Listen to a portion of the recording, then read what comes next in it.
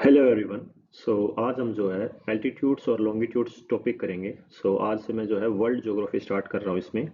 और जो current affairs की सीरीज़ है वो भी चलती रहेगी, और जो पॉलिटी वाली सीरीज़ है वो भी चलती रहेगी इसके साथ साथ। ये सारी सब चलेंगी साथ के साथ। तो चलिए स्टार्ट करते हैं बिना किसी देरी के। अब बात करते हैं लैटिट्यूड्स और लॉन्गिट्यूड्स होते क्या हैं।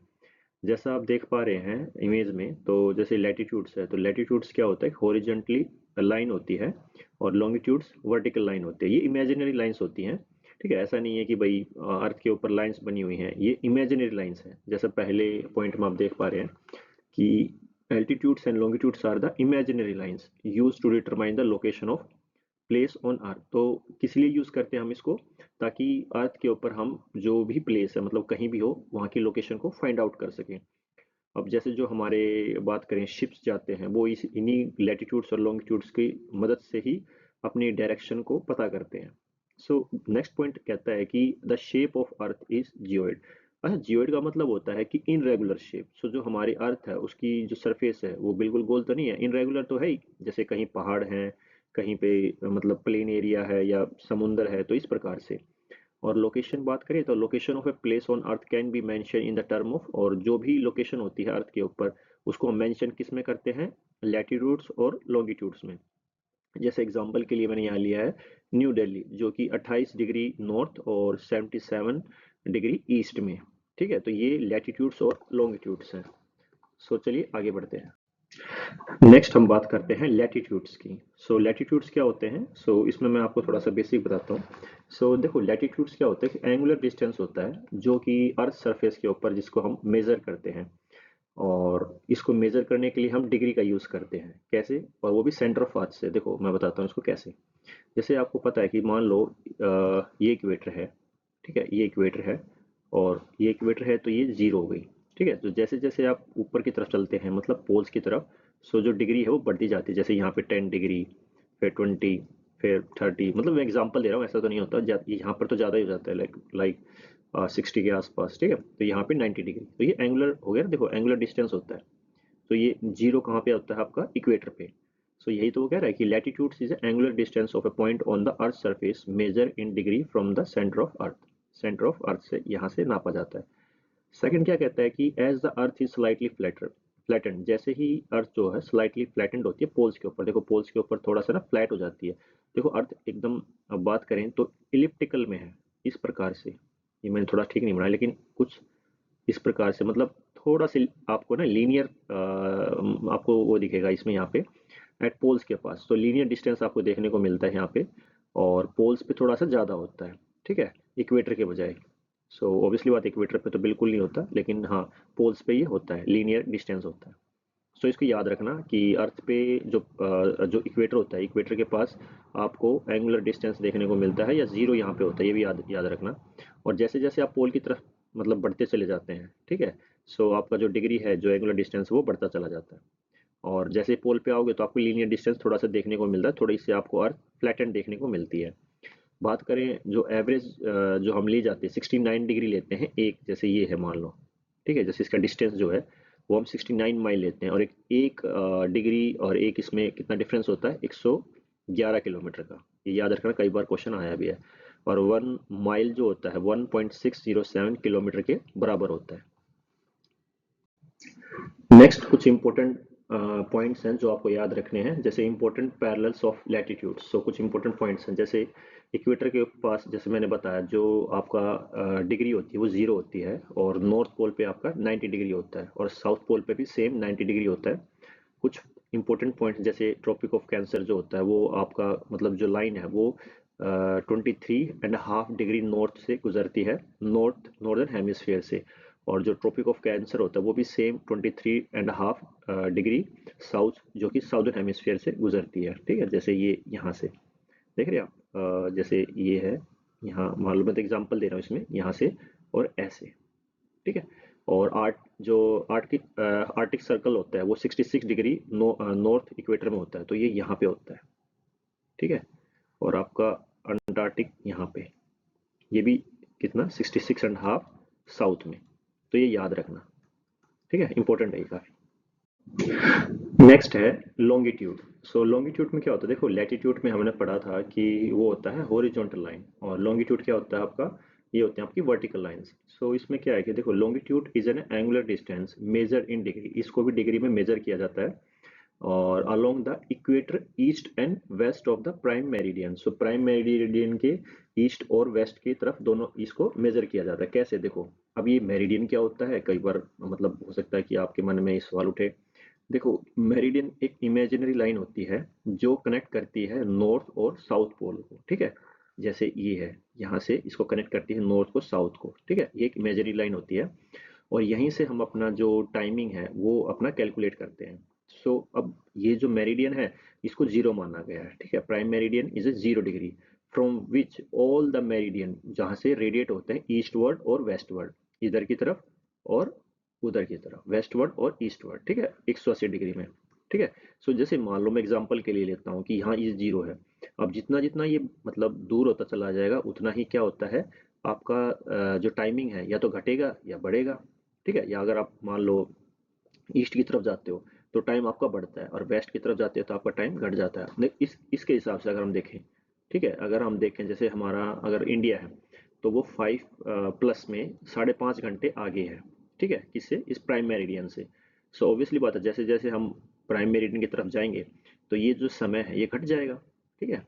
सो अगला पॉइंट क्या कहता है कि as the parallel of the latitudes, ये जो पैरेलल जो होते हैं जैसे ये है लैटिट्यूड्स के, ये छोटे होते चला जाता है जैसे जैसे ऊपर जाते हैं हम, मतलब पोल्स की ओर। सो मेरिडियन जो होता है लॉन्गिट्यूड का, विच जो कि कन्वर्ज कहाँ हो जाता है, ऊपर जाके, जैसे सारी की सारी लाइन कहाँ कन्वर्ज हो जाती है आपकी, बिल्कुल पोल पे, ठीक है, एट पोल पे। सो इनक्लोज ए नैरो स्पेस, तो बहुत कम स्पेस बचती है यहाँ पे जब ये सारी की सारी मिल जाती हैं।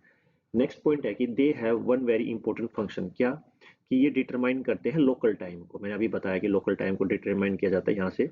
ये ग्रीन विच मेरिडियन टाइम जिसको बोलते हैं, Greenwich meridian time which is some time refer to world time, ठीक है। ये आपका इंग्लैंड के अंदर है, जहाँ से इंग्लैंड, ठीक है। सो ये था, आई होप दैट आपको इस समझ में आया होगा। सो ये वाला इंपॉर्टेंट है प्राइम मेरिडियन का, ठीक है। सो वहाँ पे 0 डिग्री होता है और ईस्टवर्ड और वेस्टवर्ड, ठीक है, इसको मेजर किया जाता है, यहीं से आपका टाइमिंग मेजर होता है। सो नेक्स्ट है लॉन्गिट्यूड एंड टाइम। सो इसमें क्या इंपॉर्टेंट चीज़ें आपको ध्यान रखनी है, तो सबसे पहले बात करते हैं फर्स्ट पॉइंट की। तो आप सभी को पता है कि अर्थ जो कंप्लीट रिवोल्यूशन होता है वो 360 डिग्री का होता है, जो कि 24 घंटे में। तो इसमें एक खास बात ये है जो कि मैंने पहले से इसमें देख रहे होंगे आप, हाईलाइट कर दिए कि 15 डिग्री जो है वो 1 घंटे में कवर अप होता है, ठीक है। तो मतलब आप ये कह सकते हैं कि 1 घंटा 15 डिग्री के बराबर होता है, और अगर बात करें 1 डिग्री की तो वो 4 मिनट के बराबर होता है, ठीक है। तो ये इंपॉर्टेंट है, इसमें याद रखना। दूसरा पॉइंट इसमें ये है कि जो अर्थ जो है वो रोटेट करती है from the west to east, ये इसका बड़ा इंपॉर्टेंट पॉइंट है। और हर 15 जो डिग्री पे ये जो अगर हम ईस्टवर्ड जाते हैं तो लोकल टाइम के अनुसार 1 घंटा बढ़ जाता है, जैसे इधर की ओर है ना, ये ईस्ट की ओर, ये वेस्ट की ओर, ये ग्रीनविच लाइन जो आप देख रहे हैं प्राइम मेरिडियन। और अगर हम वेस्ट की तरफ जाते हैं तो 1 घंटा कम हो जाता है। और अगर हम देखें इसमें तो एक इन दोनों पॉइंट से हम एक चीज़ तो कंक्लूड ये कर सकते हैं कि भाई जो ग्रीनविच है जैसे मैंने आपको बताया, तो वहाँ पर जो सन है ना वो अगर बात करें ईस्टवर्ड वो अर्ली दिखाई देता है, और अगर वेस्टवर्ड बात करें तो वो लेट दिखाई देता है। सन जो होता है वो लेट आता है इस तरफ, है ना, और लूज टाइम करता है। तो ये इंपॉर्टेंट क्या था, जैसे आप इधर जाते हो तो आपका टाइम बढ़ता है, और जैसे आप इधर जाते हो टाइम आपका घटता है, ठीक है। ये वेस्टवर्ड और ये ईस्टवर्ड।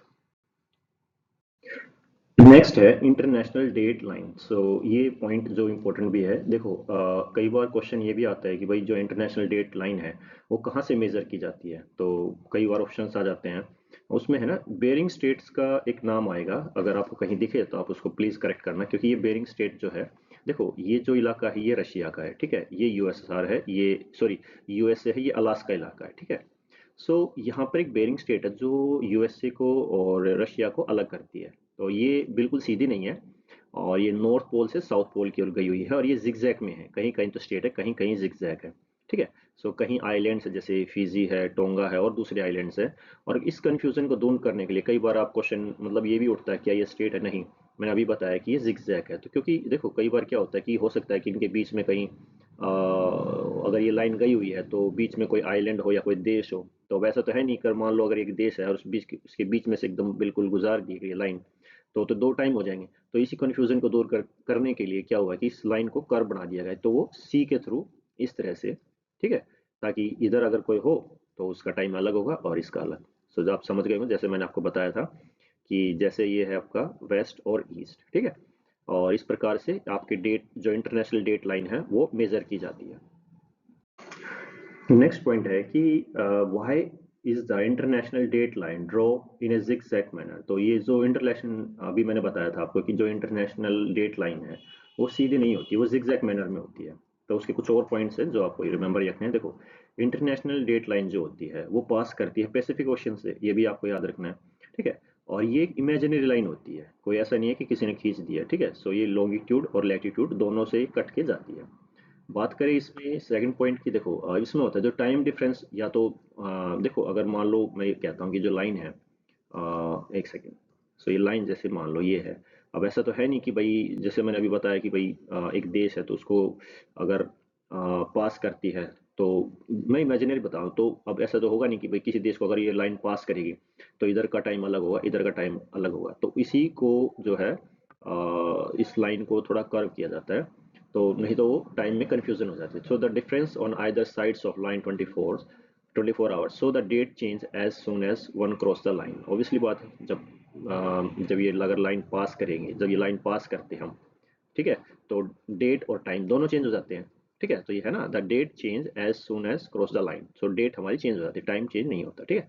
सो अब नेक्स्ट पॉइंट होता है कि सम ग्रुप्स ऑफ, जैसे इसमें आइलैंड्स, आगे मैं आपको मैप में दिखाऊंगा कुछ आइलैंड्स जैसे पोलिनेशिया, मेलेनेशिया, माइक्रोनेशिया, वो fall either of the date line. तो ये इसी के रास्ते में ये जो आइलैंड्स आते हैं, ठीक है। इफ द डेट लाइन, अगर यही मैं अभी बता रहा था, अगर डेट लाइन अगर स्टेट होती है तो दो रीजन हो जाएंगे सेम आइलैंड्स पे, सो ये कंफ्यूजन हो जाएगी। And island group under the different date zone, तो अगर वो आइलैंड्स के बीच में बिल्कुल जाएगी तो अलग अलग डेट जोन हो जाएंगे।